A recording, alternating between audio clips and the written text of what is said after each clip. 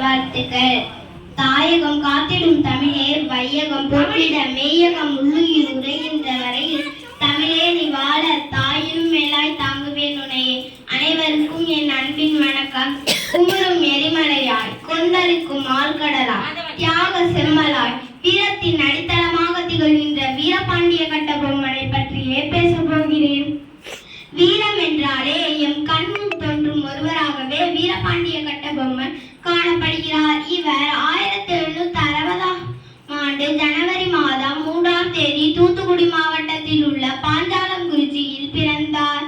இவரது பெற்றோர் ஜெகவீர பாண்டியன் மற்றும் ஆறுமுகத்தம்மாள் ஆவார். இவர் சிறு வயதிலேயே வில், வாள், அம்பு எய்தல், யானை ஏற்றம் போன்றவற்றில் சிறந்த பயிற்சி பெற்றவராக காணப்பட்டார்.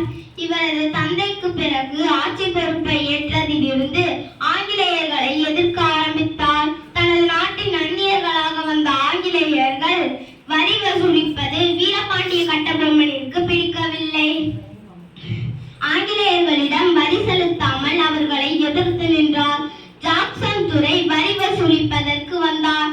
அப்போது கோபத்தின் மிகுதியில் இருந்த கட்டபொம்மன் அவரை நோக்கி, வரி, வட்டி, திரை, கித்தி, எங்களோடு வயலுக்கு வந்தாயா?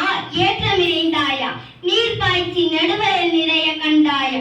அங்கே கொஞ்சி விளையாடும் என் குலப்பெண்களுக்கு மஞ்சள் அரைத்து கொடுத்தாயா?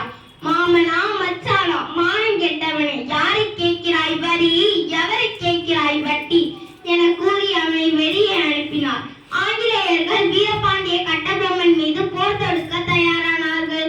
இதனை அறிந்த கட்டபொம்மன் சிறிதும் பின்வாங்காது தனது படைகளுடன் போர் தொடுத்து இறுதியில் ஆங்கிலேயர்களால் கைது செய்யப்பட்டார். கைது செய்யப்பட்ட பின்னரும் தான் ஒருபோதும் பின்வாங்க மாட்டேன் என்ற வீர எண்ணம் அவரது மனதில் இருந்தது. ஆங்கிலேயர்கள் கைது செய்ததோடு மட்டுமல்லாமல் தூக்கிட்டார்கள். தூக்கிடும் போது அவரது வீரத்தினை விடாத துணிகரமாக தனது மரணத்தினை எழுதினார்.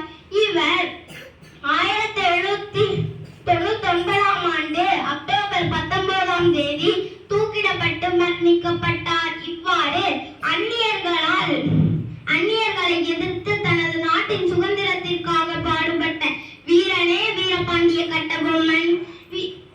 வீரபாண்டிய கட்டபொம்மனின் வீரத்தினையும்